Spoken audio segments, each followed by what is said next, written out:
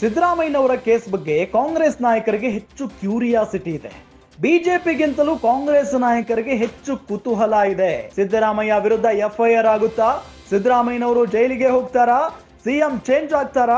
ಯಾರು ಮುಂದಿನ ಸಿಎಂ ಅಂತ ಸ್ವತಃ ಕಾಂಗ್ರೆಸ್ ನಾಯಕರೇ ಸಿಕ್ಕಾಪಟ್ಟೆ ಚರ್ಚೆಯನ್ನ ಮಾಡ್ತಾ ಇದ್ದಾರೆ. ಬೆಳಗ್ಗೆ ಆದ್ರೆ ಸಾಕು 10 ನಾಯಕರಿಗೆ ಫೋನ್ ಮಾಡ್ತಾರೆ ಲೀಡರ್ಸ್. ಅವರು ಸಿಎಂ, ಇವರು ಸಿಎಂ ಆಗ್ತಾರಾ ಅನ್ನೋದರ ಬಗ್ಗೆನೆ ಗುಸುಗುಸು ಪಿಸು ಬಿಸು ಚರ್ಚೆಯನ್ನ ನಡೆಸ್ತಾ ಇದ್ದಾರೆ. ಸಿದ್ದರಾಮಯ್ಯನವರು ಕಾನೂನು ಸಮರದ ಬಗ್ಗೆಯೇ ಎಲ್ಲಾ ಕಡೆ ಮಾತುಕತೆ ನಡೀತಾ ಇದೆ. ಸಿದ್ದು ಬಗ್ಗೆ ಪಾಸಿಟಿವ್ಗಿಂತಲೂ ನೆಗೆಟಿವ್ ಟಾಕ್ಸ್ ಜಾಸ್ತಿ ಇದೆ.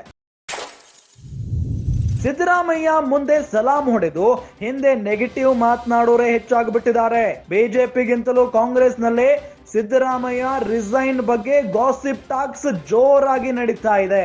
ಒಂದು ಕಡೆ ಸಿದ್ದರಾಮಯ್ಯನವರನ್ನ ಶತಾಯಗತಾಯ ಕೆಳಗಿಳಿಸಬೇಕು ಅಂತ ಬಿಜೆಪಿ ಜೆಡಿಎಸ್ ನವರು ಸಿಕ್ಕಾಪಟ್ಟೆ ಪ್ರಯತ್ನ ಪಡ್ತಾ ಇದ್ದಾರೆ. ಆದ್ರೆ ಆ ಪ್ರಯತ್ನ ಸಫಲ ಆಗ್ತಾ ಇಲ್ಲ, ವಿಫಲ ಆಗಿಬಿಟ್ಟಿದೆ.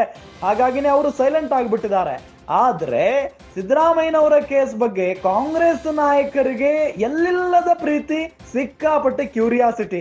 ಬಿಜೆಪಿ ಅವರಿಗಿಂತಲೂ ಕಾಂಗ್ರೆಸ್ ನಾಯಕರಿಗೆ ಹೆಚ್ಚು ಕುತೂಹಲ ಇದೆ. ಸಿದ್ದರಾಮಯ್ಯ ವಿರುದ್ಧ ಎಫ್ಐಆರ್ ಆಗುತ್ತಾ ಅನ್ನೋ ಒಂದು ಪ್ರಶ್ನೆ ಇದೆ ಅವರಿಗೆ.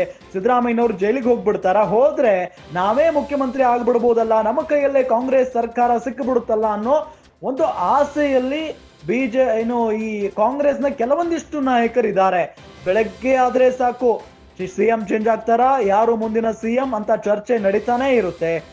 ಬೆಳಗ್ಗೆ ಆದ್ರೆ 10 ನಾಯಕರಿಗೆ ಫೋನ್ ಮಾಡ್ತಾರೆ, ಅವರು ಸಿಎಂ, ಇವರು ಸಿಎಂ ಆಗ್ತಾರಾ ಅನ್ನೋದ್ರ ಬಗ್ಗೆನೆ ಗುಸುಗುಸು ಪಿಸು ಪಿಸು ಚರ್ಚೆ ಮಾಡ್ತಾರೆ. ಸಿದ್ದರಾಮಯ್ಯ ಕಾನೂನು ಸಮರದ ಬಗ್ಗೆನೆ ಎಲ್ಲಾ ಕಡೆ ಮಾತುಕತೆಯನ್ನ ನಡೆಸ್ತಾ ಇದ್ದಾರೆ. ಸಿದ್ದರಾಮಯ್ಯನವ್ರ ಬಗ್ಗೆ ಪಾಸಿಟಿವ್ ವಿಚಾರ ಮಾತನಾಡೋದ್ರ ಬದಲು ನೆಗೆಟಿವ್ ಟಾಕ್ಸ್ ಜಾಸ್ತಿ ಆಗ್ಬಿಟ್ಟಿದೆ, ಅದು ಕೂಡ ಕಾಂಗ್ರೆಸ್ ನಾಯಕರಿಂದಲೇ.